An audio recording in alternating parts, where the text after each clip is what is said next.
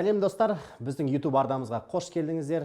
Біз бүгіннен бастап барлық еліміздің тұрғындарын ойландыратын бірақ мәселе қалай үй алуға болады деген сұрақты жан-жағынан жіктеп талқылайтын боламыз. Мен атым Айбар Олжаев, 2015 жылдан бері ипотека саласында жұмыс істеп келе жатқан деген.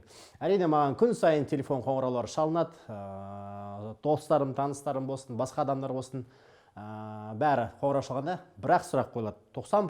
90% бір ғана сұрақ, ол қалай үй алуға болады. Сондықтан оларға жауап бергенде де бүгін бүкіл осы YouTube видеосын жазып, бүкіл халыққа да жалпы қалай үй алуға болады, соның жолдарын кеңірек айтып бергім келеді.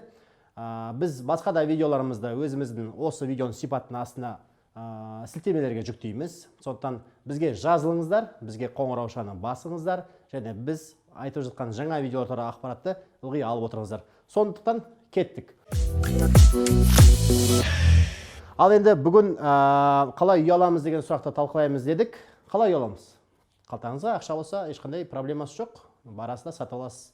Немесе ақшаңыз жетпей жатса, көп азаматтар қаланың сыртынан жер алып, үй салып, асықпай өз үйлерін бітіріп жатады. Ол да үлкен жақсы бір қадам.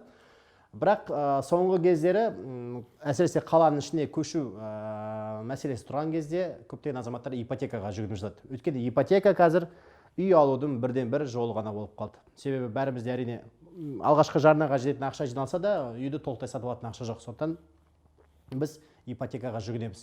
Ипотека дегеніміз ол банктың қарызы, былай айтқанда үйге берілетін кредит, оның басқа банк кредиттерінен ешқандай айырмашылығы жоқ. Бірақ біз ипотекаларды саралағанда бүгін Қазақстандағы ең әйгілі және атышулы ипотека, бәрімізге жақсы таныс, ең танымал ипотека 7-20-25 бағдарламасы туралы сөз қозғағымыз келеді. Оның шарттары мен мәнін ашып айтамыз. Сонымен 7-20-25 ипотекасы өздеріңіз естіген де шығарсыздар, жақсы білетін де шығарсыздар, бірақ көп азаматтардың сұрақтары әрі болып жатады. Сондықтан бәрі бірдей меңгерді деп айта алмаймын. 7 ол жылдық пайыз, 20 ол алғашқы жарнаның көлемі проценттік түрде, 25 ол шекті мерзім. Бұл не деген сөздер? Оны қазір толықтай талқылап жатамыз. Біздің 7-20-25 ипотекасына кімдер қатыса алады деген сұрақтар көп қойылады. Қазақстанның кез келген азаматы, сіз Қазақстан азаматысыз, қатыса алады.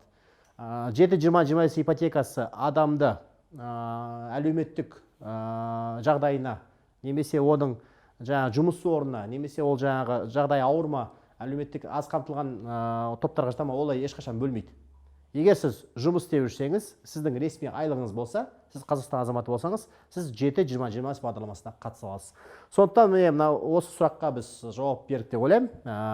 Енді 7-20-25 бағдарламасы туралы сөз қозғағанда қандай үй алуға болады деп көптеген азаматтар сұрап жатады. 7-20-25 бағдарламасы бастапқы үйге ғана несие береді. Бастапқы үй дегеніміз не? Бастапқы үй дегеніміз салынып біткен, сізден басқа ешкім ол үйге кірмеген, сіз бірінші қожайыны болып табылатын үй. Сіз ол үйді сатып алғанда, сіз бірінші қожайыны болу керексіз. Егер сіз басқа адамнан қолдан алсаңыз, ол бастапқы үй деп есептелмейді, ол қолданыста болған пәтерлер қатарына жатады. Сондықтан 7-20-25 бағдарламасы тек қана бастапқы үйлерге ғана несие береді. Оның үлкен бір себебі бар. Біріншісі, азаматтар 25 жыл мысалы мерзімге ипотека алып жатыр дейік. Алса жаңа үй алу керек, жаңа үйде тұру керек. Жаңа үйлер біздің елімізде көптеп салыну керек. Өйткені үйлер өздеріңіз білесіздер жыл сайын ескіріп бара жатыр.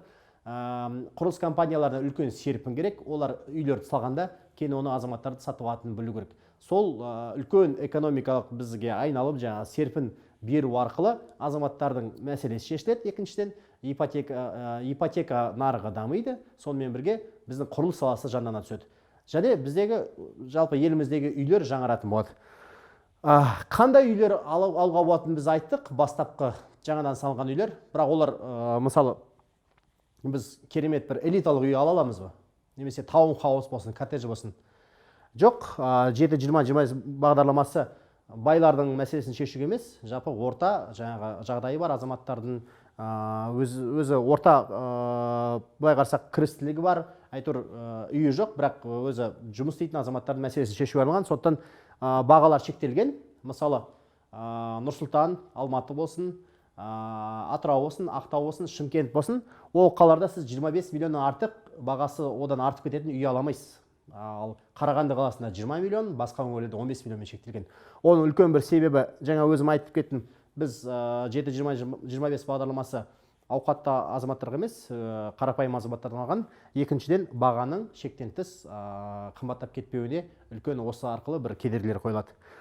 Қандай құжаттар жинап тапсыру керек ипотека алу үшін? 7-20-25 ипотекасына қатысу үшін негізі ірі 4 құжат бар. Одан бөлек банктер өздері құжаттарында сұрайды. 4 құжатынға тоқталсақ, ол ең алдымен сіздің азаматтығыңызды дәлелдейтін құжат, жаңағы төлем құжатыңыз. Екіншіден, сіздің табысыңызды дәлелдейтін құжат, ол жаңағы халыққа қызмет көрсету орталығынан алынған, немесе жаңағы егов сайттан алынған. Сіздің соңғы зейнетақы салымдарыңыздың выпискасы, былайша айтқанда. Сонымен бірге сіздің атыңызда үй жоқ екендігін дәлелдейтін құжат. Сіздің атыңызда үй болмау керек 7-20-25 бағдарламасына қатысу үшін. Ол құжатты сіз жаңағы халыққа қызмет көрсету орталығынан немесе егов KZ электронды порталынан аласыз. Сонымен бірге кредиттік бюродан берілетін, сіздің атыңызда басқа ипотекалық кредиттің жоқтығын дәлелдейтін кредиттік құжат. Сонда сіз қатыса аласыз. Басыңызда үй болмаса, Б, сізде басқа ипотекалық кредит болмау керек. Үшіншісі, сізде ресми табыс болу керек. Көп азаматтар алғашқы жарна бойынша сұрақтар қойып жатады. Алғашқы жарна деген не деген сұрақ қойылады? Ол алғашқы жарна деген не деген сұраққа жауап беретін болсақ, ол сіздің қалтаңыздан шығатын төлем. Сіз ипотека алу үшін оның кішкене бір бөлігін өзіңіз жинап, немесе оны өзіңіз жаңағы тауып банкке немесе құрылыс компаниясына беруіңіз керек. Тек қана сіз өзіңіздің атыңыздан кішкене ғана бір қаржы құйсаңыз ғана сізге ипотека беріледі. Бұл ипотеканың негізгі классикалық шарты. Өйткені ол сіздің төлем қабілеттілігіңізді, жалпы кейін ипотеканы төлей алатыныңызды бір дәлелі болады. 20% қалай есептеледі деген көптеген сұрақтар болады. Енді бұл өте базалық математикалық ұғым. 100 теңгенің 20 теңгесі ол 20%. 1000 теңгенің 2-3 теңгесі, 10 000 теңгенің 2000 теңгесі, 10 миллион теңгенің 2 миллионы ол 20% өседі. Сондықтан, егер 10 миллион теңге тұратын пәтер алғыңыз келсе, сіз 2 миллион теңгені өз қалтаңыздан шығаруыңыз керексіз. Сосын ойбай, бұл ипотеканы алғаннан кейін 25 жыл бойы төлейміз деген бір қатып қалған ұғым бар. Ол ұғымға мен көптеген жерде жауап беріп жүрмін. Қазір айтайын, ешкім сізді 25 жыл төлеуге мәжбүрлемейді. Сіздің қалтаңыз қай мерзімге көтереді, содан төлей аласыз. Мысалы, 3 айдан бастап ипотеканың мерзімі 3 айдан бастады. 3 айдан 25 жылға дейін. Оның ішінде сіз 25 жыл шекті мерзімге аласыз ба? Немесе 20 жыл аласыз ба? Немесе 15 жыл аласыз ба? Немесе 10 жыл аласыз ба? Әлі 5 жыл аласыз ба? Ол тек қана сіздің өзіңіздің жеке шешіміңіз. Қалтаңыз қалай көтереді? Жаңағы банк сізге есептеп береді ғой ай сайынғы есебін. Сол есебінде қалтаңыз қалай көтеріп тұр, қалай ыңғайлы өзіңіз таңдайсыз, банкке айтасыз. Осы 25 жыл алғым келеді, немесе 20 жыл алғым келеді. Сондықтан ол тек қана өзіңіздің таңдауыңыз ғана. Ешкімді 25 жыл бойы ипотека төлеуге мәжбүрлемейді.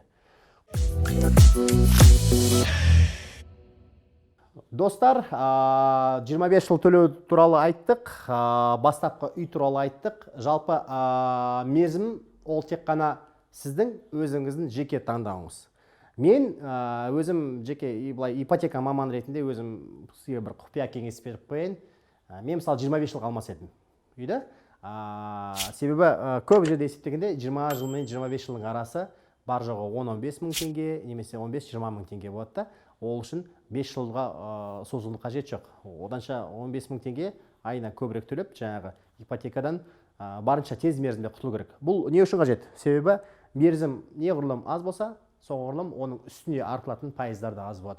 Бұл жерде әрине сіздер көптеген жерден былайша айтқанда үнемдейсіздер, бірақ үнемдеудің нақты жолдарын мен келесі видеода айтатын болам. Достар, біздің YouTube арнамызға жазылыңыздар. Біз бүгін 7-20-25 бағдарламасының базалық принциптерін ғана айттық. Одан арғы видеоларымызда жалпы бағдарламаға қатысқанда не істеу керек, қандай қадамдар жасау керек, қайда бару керек, нені қарау керек, қандай сайтқа кіру керек, қандай құжатты қалай алып, ETSP жаңағы электронды цифрлы қолтаңбамен қалай оған былайша айтқанда мөрді басу керек, осының бәрін талқылайтын боламыз. Сонымен бірге мен бастапқы үй деп жатырмын. 7-20-25 бағдарламасы бастапқы үйге несие бергендіктен қолданыста болған үйді қалай аламыз? Осы мәселені талқылаймыз. Себебі қолданыста болған үйге ипотекалық несие беретін Қазақстанның орнықтылық қорының баспана хит атты бағдарламасы бар. Ол нағыз, былайша айтқанда, ипотеканы хиті болып жатқан бағдарлама. Ол туралы да толықтай айтамыз. Сондықтан бізден арнамыздан ажырамаңыздар, біздің жанымызда болыңыздар, қоңыраушаны басып қойыңыздар, жазылыңыздар, астына сұрақтарыңызды жазып комментарий сұрақтарыңызды жазыңыздар, олардың барлықтарына жауап береміз. Қажетті сілтеменің барлығын біз осы видеоның сипатының астына жазып қоямыз, оның барлығын сіздер қарасаңыз болады. Сондықтан біздің арнамызға қош келдіңіздер. Ең бастысы азаматтар, достар, бәріміз үйлі болайық, басымызда үй болсын, дастарханымызда береке болсын. Рахмет.